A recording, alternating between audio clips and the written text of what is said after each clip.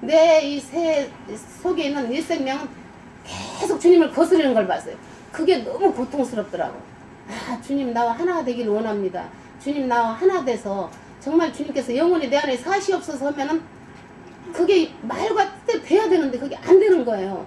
아주 그게 너무 고통스러워서 그 싸움을 했을 때 이게 이제 너무 닥치는 걸 제가 느꼈어요. 아, 5에서 4로 내려가느냐 5에서 6으로 넘어가느냐 이 싸움이 그건 정말 내 목숨을 내 걸지 않고는 이길 수 없는 그 내적인 싸움을 제가 그걸 알면서 엄청난 그 고통을 느끼겠더라고요. 그래서 우리가 그 마리아가 기도를 했던 것이 한나의 기도 뿌리 높아졌고 한나의 기도는 뿌리 높아졌다 했거든요. 근데 이 사무엘상에서 보는 비천한 자를 높이 들었다고 했었어요. 그래서 나 같은 천한 것 정말 주님 안 만났으면 우리가 나합이고 그런 마리아 같은 그런 정말 천한 사람이었는데 그 천한 사람 몸속에 주님이 들어오셔서 정말 당신이 네 속에 내가 네 속에 들어가서 영원히 함께 거해야겠다는 그걸 주님이 우리한테 알려주실 때 우리는 얼마나 그 순간에 행복해야 되는 것인지 그걸 많이 정말 받아들이면 행복해야 되는데 반은 행복하고 반은 고통 속에 있는 것을 제가 봤어요. 그것이 얼마나 큰 싸움이었던지. 그래서 아들 낳기까지가 정말 주님으로 우리가 낳아야지 우리가 주님의 부활 생명이야. 말은 부활 생명 잘하면서도 그 부활 생명이 실제로 됐나 안 됐나 저는 그걸 제 자신을 봤어요. 날마다 부활 생명이 되겠지만 그것도 조금씩 속도가 있더라고요. 어느 날은 부활 생명이 하나였다가 어느 날은 둘했다가 그게 계속 부활 생명이 돼서 온전한 이치까지 올라가야 정말 그때는 내가 어떤 것을 보도 밟을 수 있고 이길 수가 있는데 작은 주님의 생명 안에서는 이길 수가 없는 것을 제가 볼 때 정말 제 자신의 요즘에 그 잉태하는 고통과 해산하는 수고를 정말 제가 아주 실제로 맛을 보면서 너무 고통스럽다. 이것은 정말 사람이라면 가서 그냥 너무 힘들면 유산시키면 돼요. 그냥 너무 고통스러우니까 음식물 그렇고. 근데 주님은 그렇지 않잖아요. 우리가 되지 않게 하기 위해서 그 날수가 다 할 때까지 주님은 여전히 나와 하나가 돼서 정말 날 이끌어 주신다는 그 주님께 정말 찬양을 드리고요. 우리가 이 땅에 있으면서 정말 말씀이 육신이 되어서 가는 이 길이 형제 자매님도 너무 힘들 거라 저는 생각을 해요. 왜냐면 그걸 지나가보지 않은 지체는 없을 거라고 믿거든요. 근데 그 지나가는 과정마다 노정이 얼마나 힘들었던지 그 노정을 다 지나가고 나면 주님은 분명히 우리에게 잘했다 칭찬을 할 건데 할 때까지가 저희는 너무 이제 힘든 노정이 있다고 보거든요. 그래서 이제 자매님들도 제가 좀 부족하지만 너무 힘든 과정이고 환경에 있는 정말 자매님들도 많이 있고 형제님들도 계시지만 주님만 바라보며 이 길을 갈 수 있었으면 하는 마음으로 제가 좀 깨달음이 덜하지만 좀 전했습니다. 말씀 마칩니다. 아멘. 오늘 지금 우리가 읽은 20절에서 25절 이 단락 말씀 보면 20절에서는 저기까지 23절까지 사가랴가 성전 안에서 제사장으로 이스라엘 백성들 전체를 대표해서 이제 제사를 하는데 이상을 보고 나서는 벙어리가 되어져 가지고 그가 제사장으로 시무를 한 전기간 동안 즉 율법 성전 안에서 율법 제사장 사역을 하는 전기간 동안은 벙어리로 지낼 수밖에 없었다. 그리고 율법 성전에서 율법 제사장 노릇을 이제 할 그 반차의 순서가 이제 다 했기 때문에 끝낸 다음에 집으로 돌아가서 아내와 동침을 했더니 아내가 이제 수태를 하게 됐다. 그런 내용으로 지금 문맥이 흘러가고 있습니다. 그러면 먼저 벙어리가 된다. 이제 그 이야기인데 에스겔 3장 22절로 27절 사이 한번 같이 읽어보겠습니다. 이 벙어리가 된다고 말하는 의미를 한번 생각해 보는 거예요.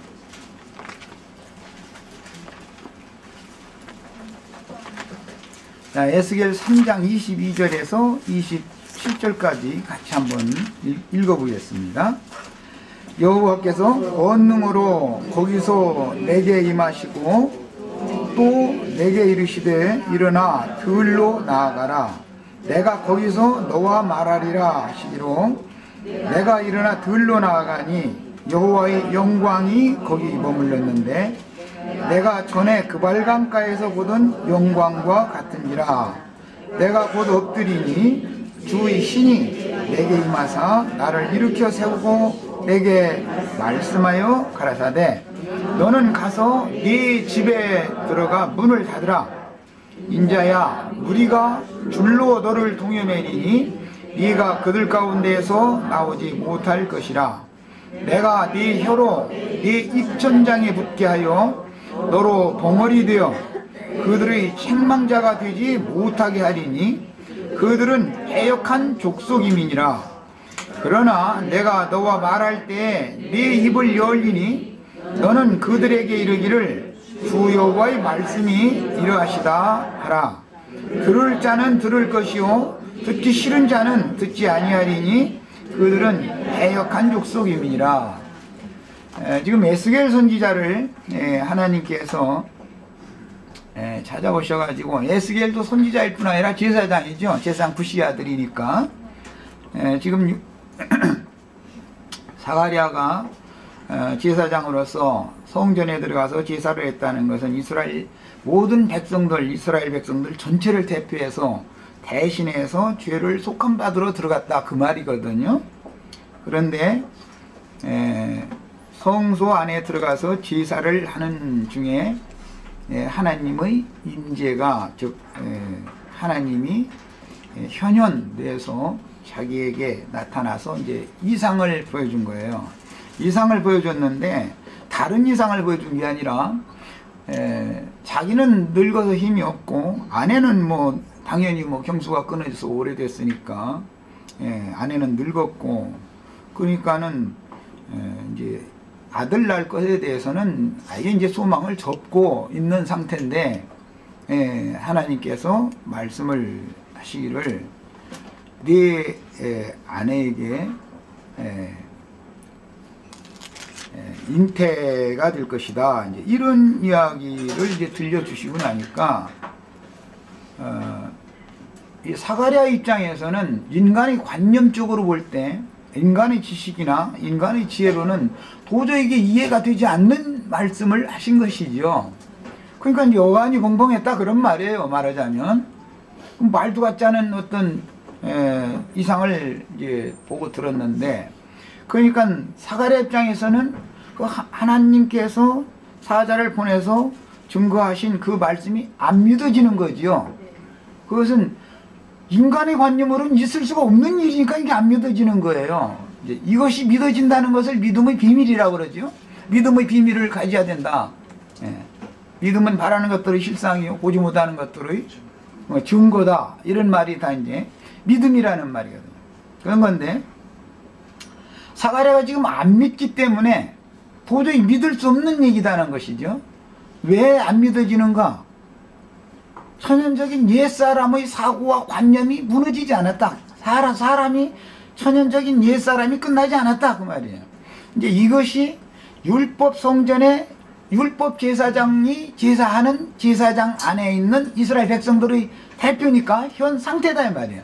이스라엘 백성들은 하나님의 말씀이 아무리 선지자들을 통해서 부지런히 보내서 말씀을 줘도 안 믿어지는 거예요. 왜 안 믿느냐? 이스라엘 백성들이 하나님의 말씀을 왜 안 믿느냐? 사람이 꼬장꼬장에 살아있으니까 그런 말이에요. 사실은 다른 말로 아니라 오랜 기간 동안 구약 시대의 과정이